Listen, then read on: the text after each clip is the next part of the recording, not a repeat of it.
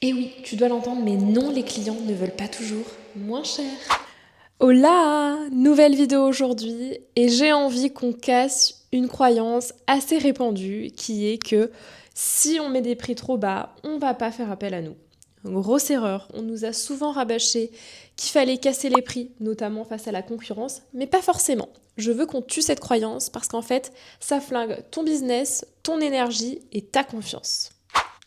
Dans cet épisode, je vais t'expliquer pourquoi le prix n'est pas le seul critère de décision, pourquoi cette croyance, elle doit disparaître et aussi te donner quelques exemples concrets pour que tu comprennes qu'est-ce qui fait que le client achète. Et d'où vient cette croyance? Eh bien en fait, sache qu'on a grandi avec l'idée que le consommateur est radin. Et oui, tu sais ces pubs où on te dit moins cher ailleurs, on vous rembourse la différence?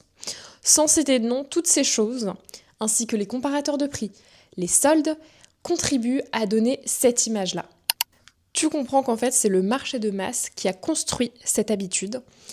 Mais ça, c'est vrai à la limite pour Carrefour, pour Amazon, pour les billets d'avion. Mais toi, tu peux faire la différence. Toi, c'est autre chose. Ton business, il va être basé sur un service, sur un accompagnement, sur ton expertise. Et donc, ton client, il n'achète pas juste un paquet de pâtes. En fait, il achète une transformation, une solution et un résultat. C'est surtout ça, en fait. Et ça n'a pas de prix fixe. Et je vais te donner des exemples concrets qui vont casser ce mythe. Par exemple, la coiffure. Si les gens ils voulaient toujours payer moins cher, tu crois pas qu'ils iraient chez Cheap? Cheap la coiffure. Je suis sûre que tu as déjà vu passer ces enseignes-là.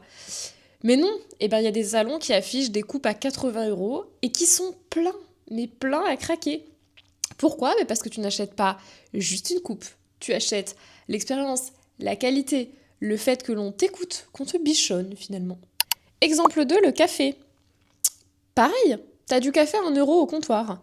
Et Starbucks, il va te vendre un café latte à 6 €. Et pourtant, il y a la queue. Mais tu vas la faire, parce que le prix n'est pas le critère numéro 1. C'est l'ambiance, c'est le move Starbucks que tu aimes. Troisième chose, ça va être le service professionnel. Et donc là, ça s'applique pour les freelances qui vendent un service professionnel. Si je cherche un copywriter, j'ai deux choix. Le gars qui me dit 200 € avec le texte, c'est pas cher. Celui qui me dit 1 200 €, mais ton texte il va te rapporter 10 000 € parce qu'il est pensé pour convertir. Franchement, tu choisis qui? Au final, ce que veulent vraiment les clients, je vais te le résumer en 4 points clés. La première chose, c'est la sécurité et la confiance. Un client, il veut se sentir en sécurité. Il veut savoir qu'il met son argent dans de bonnes mains. Pour lui, si c'est moins cher, ça veut dire qu'il y a plus de risques. D'où le fait que ça ne l'intéresse pas. Deuxième chose, c'est la simplicité et le gain de temps. C'est la denrée la plus précieuse. Le temps est ce qu'on a de plus précieux. Donc les gens, ils payent pour gagner du temps, ce qui est logique. Tu connais sûrement quelqu'un qui paie un service de livraison alors qu'il pourrait aller le chercher lui-même. Ouais, mais il se dit, je rentre de mon taf, j'ai pas envie en plus d'aller me déplacer et faire des courses, je me fais livrer mes courses. Voilà ce genre de choses qui pourraient se produire. Troisième chose, la personnalisation et la reconnaissance. Quand un client paye plus cher, il paye aussi pour se sentir unique. Il y a toujours un petit côté égocentrique. Et ça, c'est priceless. Et c'est humain. Attention, il n'y a pas de jugement derrière. On paye pour se dire, je peux me le permettre. Quatrième point, résultat et transformation. Le prix est secondaire quand le résultat est clair. Répète bien cette phrase. Le prix est secondaire quand le résultat est clair. Tu sauras dorénavant quoi mettre dans ton copywriting, accentuer la phase résultat. Ton client pense, est-ce que ça marche? Est-ce que ça me correspond? Est-ce que ça me fait avancer? Toutes ces choses-là, tu dois lui permettre d'avoir les réponses. C'est comme ça qu'il se dira qu'il y a des résultats qui attendent derrière le prix qu'il va, entre guillemets, te donner et qu'il y aura une certaine transformation, il va arriver là où il a envie d'être. Et je vais te dire à quel point c'est mauvais d'avoir cette croyance que moins cher égale mieux. Pourquoi? Parce que déjà, tu vas t'épuiser. Croire que tu dois être moins cher, c'est te condamner à courir après tes clients, ou après des clients en tout cas qui ne te respectent pas. Parce que les clients low cost, en plus, sont les plus exigeants et les plus lourds. Voilà, c'est dit. Ensuite, tu t'enfermes dans la comparaison.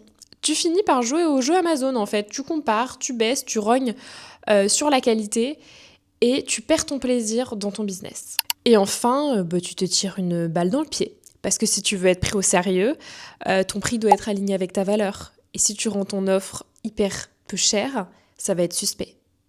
Ok, mais maintenant que ça c'est fait, je vais t'aider à sortir de ce piège et à assumer tes prix.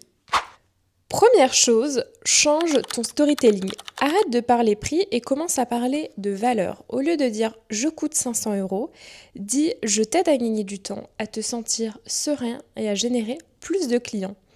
Parce que le client n'achète pas une facture, il achète une transformation. Deuxième chose, mets en avant tes différences. Tu n'as pas besoin d'être le moins cher. Ça, vraiment, sois à l'aise là-dessus, c'est pas grave du tout. Si tu es le seul à proposer ton approche, en fait, ton style, ton expérience, pas besoin en fait d'être le moins cher, au contraire, tu as une bonne raison d'être un peu plus cher. Plus tu assumes ta singularité, moins tu es remplaçable. Troisième chose, teste ton marché avec des clients premium ou des bêta-tests. Vous savez, quand on lance une méthode ou quelque chose comme ça, on peut proposer un plus bas prix pour tester son produit. Ou en tout cas, voilà, avoir une clientèle premium. Donc, au lieu de baisser tes prix par peur, tu testes l'inverse. Tu augmentes légèrement et tu observes. Tu verras que parfois, vendre plus cher attire des clients plus faciles, plus sérieux et surtout plus respectueux. Ensuite, tu peux packager l'expérience.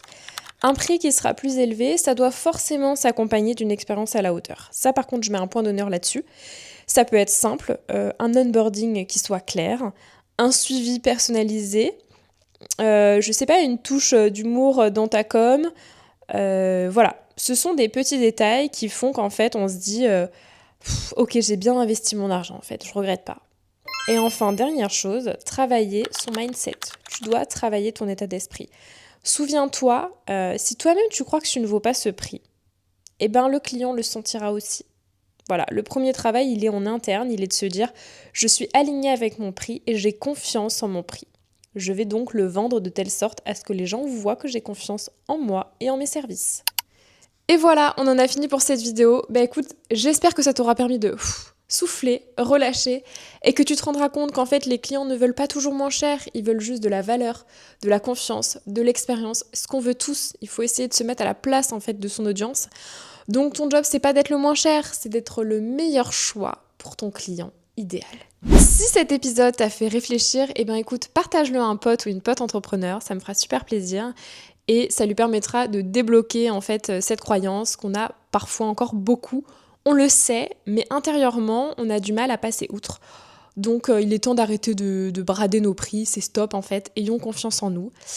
Donc je te dis à la prochaine pour une nouvelle vidéo.